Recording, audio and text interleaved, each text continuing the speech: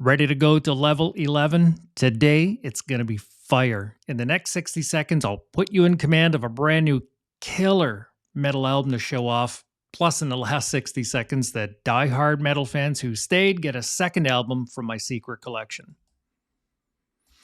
Terry here again, guiding metal music soldiers like you to the newest metal music. FMR covers all the stuff here on the list. I review, analyze, and break down the newest extreme releases from my weekly charts so you get the best new metal daily. There Is a Place for Me on Earth by Defocus is the band's latest album up for a fresh full metal review. Let's break this one down. I open the band's app page and I see that there are 10 strong sounding tracks totaling 32 minutes. The album cover artwork, as you can see, it's a gray and white image of a person sunken deeply into sand, and it has standard fonts on top of that. It was very attractive, very intriguing, thanks to the artist. They classify themselves in Apple Music as metal. Between that rating, the album cover artwork, the song titles, and a quick sound check, I visualized something pretty heavy. My genre description before I start the review, it's going to be hardcore or maybe new metal to be different. And again, we'll see if that changes in the end during my reveal. Track 1, it opens with all guns blazing, ultra crushing rhythms and melodies, instruments and growl on tap with nuclear punch. Yikes, this stuff is absolutely cool.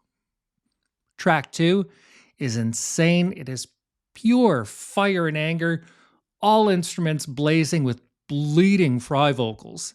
Track 3 just slams so hard with crushing range, massive attack from all performers.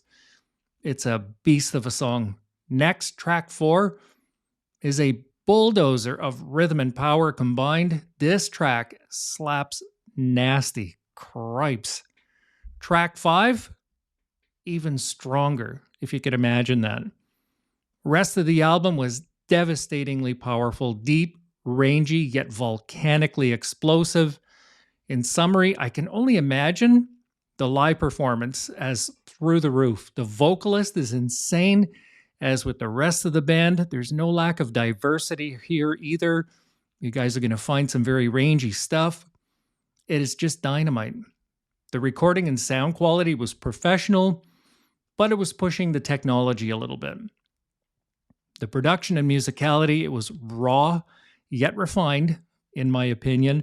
I rate the overall levels of rhythm and tempo here as immense. It's a level 9 easily.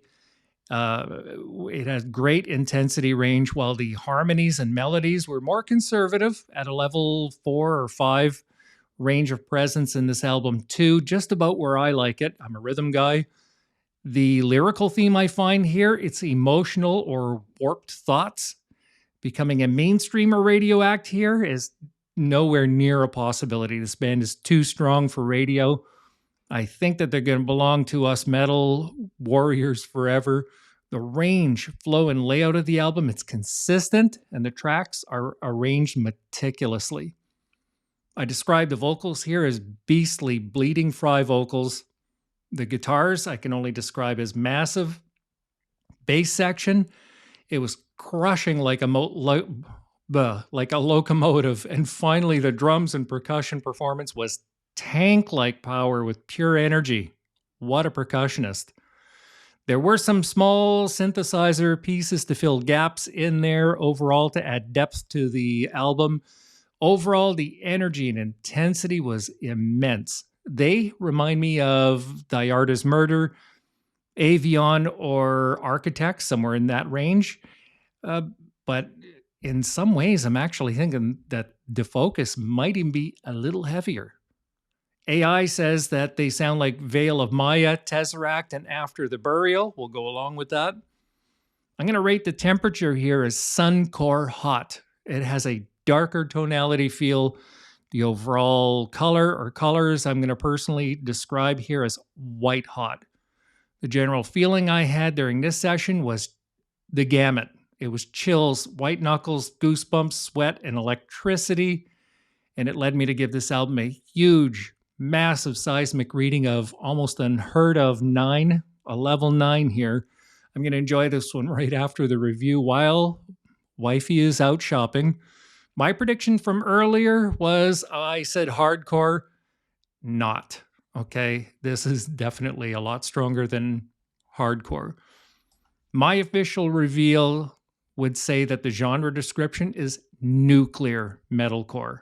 Okay. But the official bio says it was metalcore, which means I've been redeemed. So my favorite tracks here, all were incredible. But number 5, just wait till you hear number 5. It was a fireball. Finally, it's going into my library. As a matter of fact, it's already there. Lastly, everybody, stream these guys for yourself.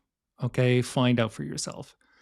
And that is it for another episode of FMR. So I'm going to dig into my treasure chest here, and I'm going to match today's selection up with the Devoid EP by Extortionist. This should be a perfect matching power pair just for you, just to say thanks for hanging out with me today.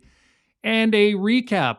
Yesterday, actually, no, just a couple of hours ago, during episode 73, I reviewed Conjurers of Cruelty by Devastator, and I added Scriptures of Vicennial Defilement to match that up by Cranium from my secret stash at the very end.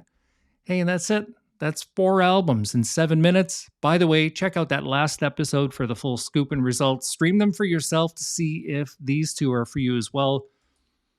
And lastly, everybody, remember, you have the power to support all metal artists. Stream them, engage them on social, buy the merch, see them live if you can, and join me again soon for another episode of FMR. And please hit that subscribe button, set up your notifications so you can get your new albums here first. Cheers, everybody. Happy Sunday.